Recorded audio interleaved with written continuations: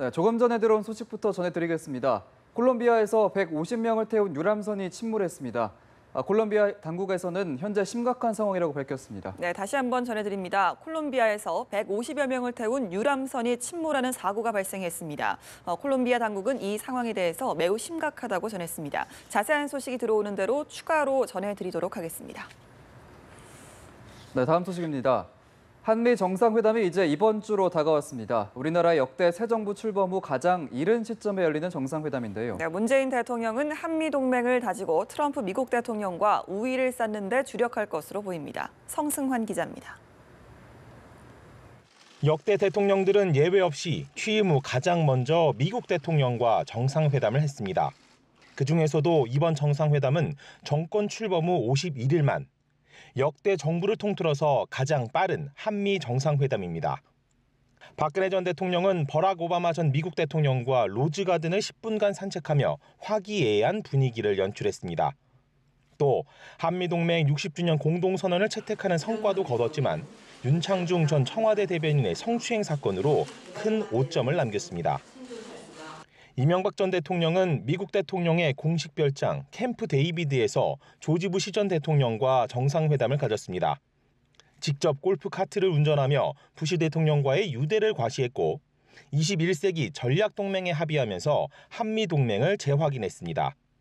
노무현 전 대통령은 조지 부시 전 대통령과 북핵 문제의 평화적 해결, 한미 간 완전한 동반자 관계에 뜻을 모았습니다.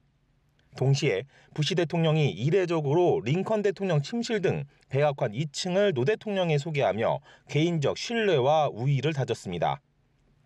문재인 대통령도 이번 정상회담에서 굳건한 한미동맹 재확인, 트럼프 대통령과 우위 다지기에 주력할 전망입니다. 양 정상 간 개인적 신뢰와 유대 관계를 강화함은 물론 한미 동맹을 더욱 위대한 동맹으로 발전시키기 위한 비전을 공유하고 특히 최근 사드 배치 등 한미동맹에 대한 우려가 나오는 만큼 양국 동맹의 굳건함을 드러내 보이는데 심혈을 기울일 전망입니다.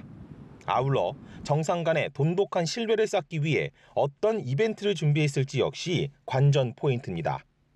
연합뉴스TV 성수환입니다. 도널드 트럼프 미국 대통령이 취임 이후 백악관에서 공식 환영 만찬을 베푸는 외국 정상 부부는 문재인 대통령 부부가 처음인 것으로 알려졌습니다. 청와대에 따르면 오는 29일부터 이틀간 백악관에서 진행되는 한미 정상 간 외교 일정에 백악관 환영 만찬이 포함된 것으로 알려졌습니다. 트럼프 대통령은 지난 2월 말 취임한 이후 외국 정상 수십여 명을 초청해 정상 외교를 펼쳤지만 백악관에서 공식 환영 만찬을 베푼 적은 없었습니다. 문재인 대통령이 이르면 오늘 남은 장관 인선을 발표할 것으로 보입니다. 네, 방미전에 1기 내각 인선을 마무리하겠다는 구상입니다. 이경희 기자입니다. 청와대가 수요일부터 시작되는 문재인 대통령의 미국 순방을 앞두고 막바지 인선 작업에 박차를 가하고 있습니다. 방미전 발표하지 못하면 인선이 다음 주로 미뤄질 수밖에 없는 만큼 오늘 내일 중 사실상 매듭을 짓겠다는 구상입니다. 부처 장관 가운데 남은 자리는 산업통상자원부와 보건복지부, 그리고 안경환 전 후보자가 자진 사퇴한 법무부까지 3자리입니다. 산자부 장관으로는 우태희 현 2차관과 조석 전 한국수력원자력 사장, 조한익 한국전력 사장, 정재훈 산업기술진흥원 원장 등이 하마평에 오르내립니다. 복지부 장관에는 민주당 전현직 의원이 거론됩니다. 문 대통령의 보건복지 공약 수립에 기여한 김용익 전 의원과 여성인 김상희, 남인순, 전혜숙, 전현희 의원이 물망에 올라 있습니다. 법무부 장관 후보로는 우윤근 국회 사무총장과 민주당 박영선, 박범계, 정성호, 전해철 의원, 전수환 전 대법관의 이름이 오르내립니다. 이 밖에 장관급으로 금융위원장과 국민권익위원장, 방송통신위원장 등의 인선이 남아있고 차관 중에는 미래창조과학부 1차관과 산업통상자원부 2차관의 인선이 이루어지지 않았습니다. 문 대통령은 방미전에 최대한 검증을 마무리해 1기 내각 퍼즐을 맞추겠다는 구상이지만 안경환 후보자 낙마로 인선 작업을 새롭게 시작한 법무장관의 경우 좀 더 늦춰질 가능성도 있는 것으로 전해졌습니다. 연합뉴스TV 이경우입니다. 이번 주 국회 인사청문회를 앞두고 정치권의 전운이 또다시 고조되고 있습니다. 야당은 특히 김상곤, 조대엽, 송영무 후보자를 부적격 3종 세트로 묶어 파상 공세에 나섰는데요. 네, 여당은 방어에 주력하면서 내심 곤혹해하는 기류가 읽혀집니다. 이준삼 기자입니다. 월요일 한승희 국세청장 후보자를 시작으로 장관 후보자 등 6명에 대한 인사청문회가 줄줄이 이어집니다. 특히 야권은 송영무, 김상곤, 조대엽 후보자를 정조준하고 있습니다. 송 후보자는 해군참모총장 시절 납품비리 수사를 무마했다는 의혹과 함께 법무법인에서 10억 원의 자문료를 받은 사실 등이 논란이 되고 있습니다. 김상곤 후보자는 논문 표절이, 조대엽 후보자는 음주운전 거짓 해명 논란과 직원 임금이 체불된 회사 경영에 관여했다는 의혹 등이 제기된 상태입니다. 야당은 일요일에도 기자회견을 열고 새 후보자의 즉각적인 사퇴를 촉구하며 파상 공세를 예고했습니다. 송영무 후보자는 더 이상 대한민국 국민과 군을 욕보이지 말고 즉각 사퇴하십시오. 국민 기반 3종 세트를 갖고 국회에서 청문회를 한다는 것은 정말 굴욕적이고.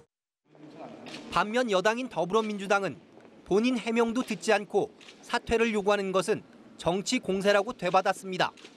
민주당 내 일각에는 연일 터져나오는 의혹들이 부담스럽다는 목소리도 있지만 일단은 정면 돌파에 무게를 둔 분위기입니다. 이번 인사청문은 국회 정상화의 최대 걸림돌인 추경 처리 문제와도 긴밀히 연계돼 있어 한 달 넘게 이어지는 대치정국의 또 하나의 분수령이 될 거라는 관측이 나오고 있습니다. 연합뉴스TV 이준삼입니다.